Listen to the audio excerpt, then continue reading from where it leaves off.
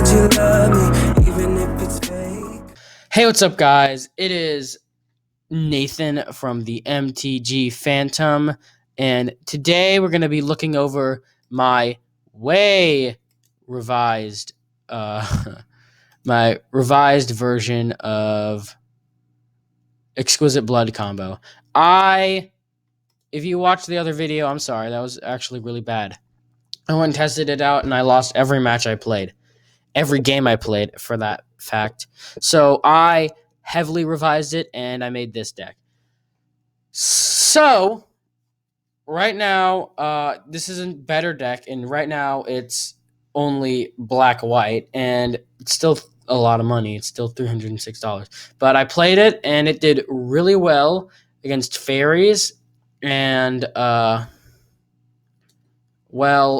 did I can't words today. Did very well against fairies and very well against mono black zombies. So I think it's pretty good. But you guys should try it out on like Untapped or X Mage, and then tell me what you think. Leave your comments down below about what you think about this deck.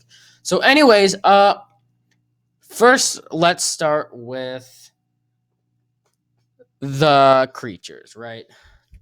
We run 3 Souls Attendant because this deck, if you gain a life, it can trigger the if your opponent loses a life or you gain a life, it triggers the combo. We have Defiant Bloodlord. We run 2 of them just because it can trigger it's a part of the combo, but it's expensive, so we only run 2 of them because they're expensive. But if you get it down, it's a real pain in your opponent's butt, and it can make them waste a counter. So that's also an upside. We have this Koopa Guild Mage, which is the main card that I want to run to trigger this combo. I can't words today. Can't ever words. What am I talking about? And I'm sorry if I just mispronounce any of these because I am not good at pronouncing. My little brain can't handle those big words. Anyways, so I believe that's all the creatures. We're gonna go on to the let's go over to the spells, okay? Or not the spells. Yeah, spells. We have Blessed Alliance for it's just good because you can gain life and that triggers the combo. If by the way, the combo is you have a creature or Sanjuine, I don't know how to pronounce that. I'm gonna try saying Sanjuine Blood. Or one of these guys right here. And they you have Exquisite Blood, as in the name, and they make your opponent lose a life for every time you gain a life. And when you gain a life, your opponent loses a life. And then when your opponent loses a life, you gain a life. And it just goes on forever, and you gain infinite life, and your opponent loses infinite life. And it's really hard to counter. So, yeah. So we run Blessed Alliances to trigger the combo. We run Fatal Push because it's just good, and you need to run Fatal Push, and Fumigates because I need a board wipe sometimes, and it can set off the combo again because you gain life. I forgot to mention Ajani's. I'm guessing Pride Mate, and it's good. Jeez, that's not what I meant to do. It's good because we're going to be gaining a lot of life in this deck. It's good to have it because it can be an alternate win condition. Onto the enchantments, we have, of course, Explicit Blood. Explicit? What? Exquisite Blood. And we have Sajna Blood.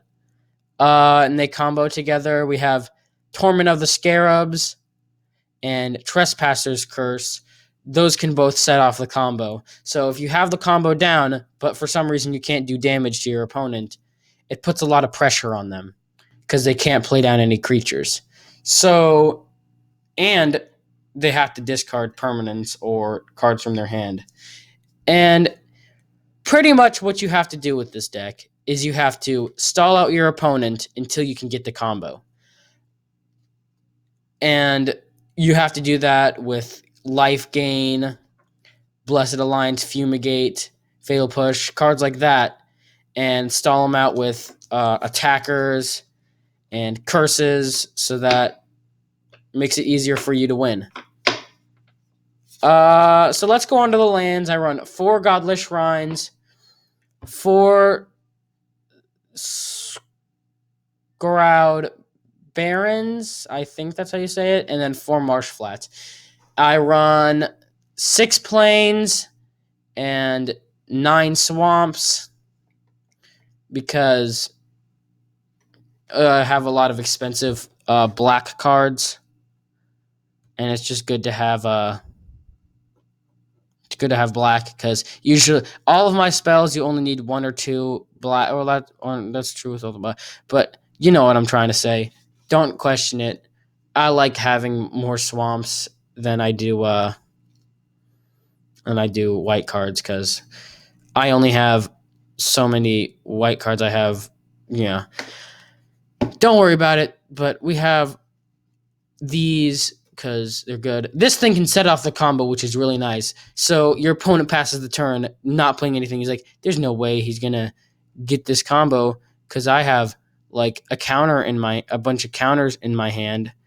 And then he's like, then you play down just scored Barons, and then he's sad because you just won the game with a land. Anyways, let's go on to the sideboard. I run Authority of the Council, which can be nice because it can set off the combo. And if you're playing against something like tokens or zombies or anything tribal, anything that runs a lot of creatures, Authority of the Council is good to run. I run Martyr of the Sands because it's good. You can gain life. You can set off the combo. And you decide how much life you gain. I run Gideon because in case you're up against a deck that, for some reason, prevents you from using your combo, this is another good alternate win condition. I run 2 more Fumigate in case your opponent is just running an extremely creature-heavy deck. And then I run 3 Liliana's Defeat in case you come up against Liliana in Modern. Anyways, I hope you guys enjoyed this video. I really like this deck, and I hope you like this deck too. Just remember, subscribe, like, join the fandom. Got him. Ha. I'm so funny. Anyways, just try this deck out. You think it's bad at first, but you just haven't tried it. It's, in my opinion, one of the better decks that I've made. And I made it from scratch by myself. Anyways, thanks for watching. Like, subscribe. Bye.